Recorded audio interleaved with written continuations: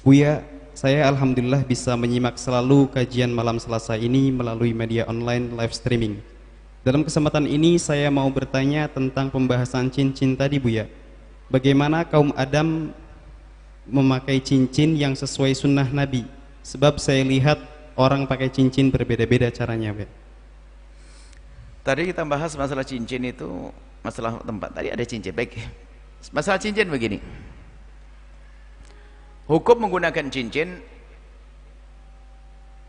ulama sebagian mengatakan bagi kaum wanita bebas. Bebas cincin emas, cincin perak. Mungkin yang dimaksud kaum pria tadi, kita singgung tadi. Kaum pria boleh menggunakan cincin dari perak. Adapun hukum menggunakan cincin dari perak, ini ulama sebagian mengatakan mubah, bukan sebuah kesunatan, hal yang boleh saja. Sebagian ulama mengatakan sunnah, dan itu yang lebih dekat. Kenapa?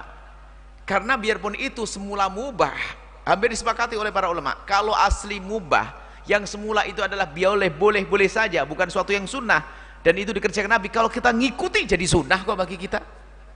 Makanya kesimpulannya adalah menggunakan cincin perak, niat niru Nabi adalah sunnah. Biarpun bagi yang mengatakan bahwa menggunakan sunnah adalah menggunakan cincin adalah kebiasaan bukan sunnah, tapi kalau kita niru Nabi adalah jadi sunnah. Apalagi bagi yang mengatakan memang adalah sunnah, menggunakan cincin adalah sunnah. Ini bicara kaum pria saja. Lalu bagaimana Nabi menggunakan cincin? Cincin dari perak. Kita tidak bahas selain perak. Jadi kalau bicara masalah sunnah, urusannya hanya bab perak. Nah, cara menggunakan Nabi bagaimana? Nabi SAW dalam hadis dari Sayyidina Anas, riwayat Imam Muslim, Sayyidina Anas mengatakan, anna Rasulullah SAW, bahasanya Rasulullah SAW, labisa khatama fiddatin, menggunakan cincin dari perak, fi yaminihi, di jemari kanannya, fihi fassun habasyun, habasyun, ada matanya, mata itu didapat dari Habasyah sana. Cincin Nabi ditaruh di tangan kanannya dan ada matanya. Wa kana Nabi yaj'alul fassa mimma yalil kaffa. Nabi menjadikan batu cincinnya itu adalah di telapaknya, begini. Jadi ditaruh di dalam begini. Kalau begini bagaimana mendapatkan kesunahan menggunakan cincinnya? Kalau Anda begini ada tambahan karena Nabi menggunakan di dalamnya. Tadi disebut tangan kanannya. Kemudian ada riwayat lain lagi, karena khatamun Nabi SAW, bahwasanya khatamnya Nabi Muhammad SAW itu adalah, dalam riwayat lain Sayyidina Anas juga meriwayatkan, fi hinsirihil yusra, di jemari kirinya. Hadirin muslim, di khinsir, khinsir itu jari manis kiri, jari manis kiri. Jadi Nabi menggunakan cincin tadi disebutkan di tangan kanannya, kemudian ada riwayat lagi di kelingking kirinya. Maka menggunakan cincin kanan kiri boleh. Ulama madhab Syafi'i menghimbau tayamun, tetap digunakan kanan. Tadi kalimat Nabi pernah menggunakan kanan, Nabi pernah menggunakan kiri dalam riwayat tersebut. Cuman diutamakan kanan karena Nabi yuhibbut tayamun, Nabi senang dengan kanan. Hinsir jari manis, jari kelingking. Hinsir jari kelingking, hinsir.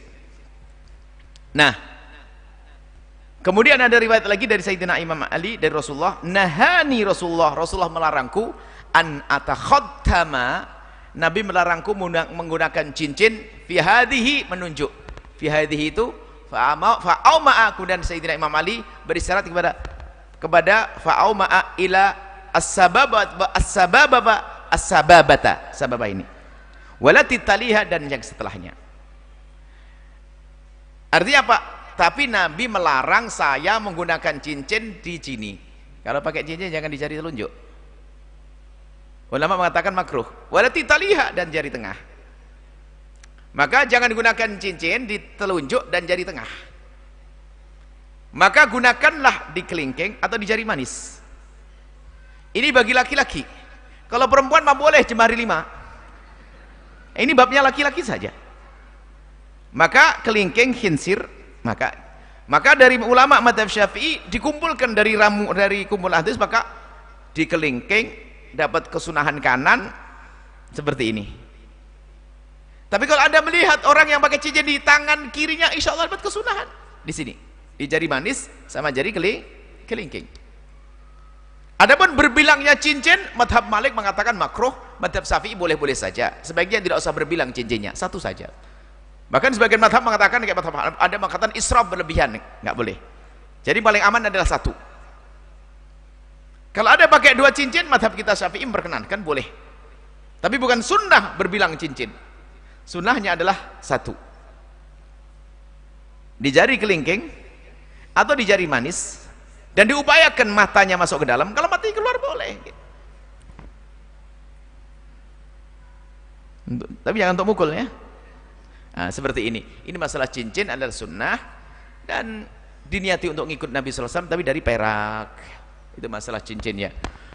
Kemudian setelah itu ya namanya ngikut Nabi, ya berusahalah sebisa mungkin ngikut baginda. Ingat Nabi pakai cincin, saya ingin pakai cincin, pakai cincin, begitu saja. Semoga Allah mudahkan kita mengikuti sunnah Nabi SAW, dan semoga Allah menjauhkan kita dari hal-hal yang tidak disenangi Nabi SAW. Allah alam bisawab.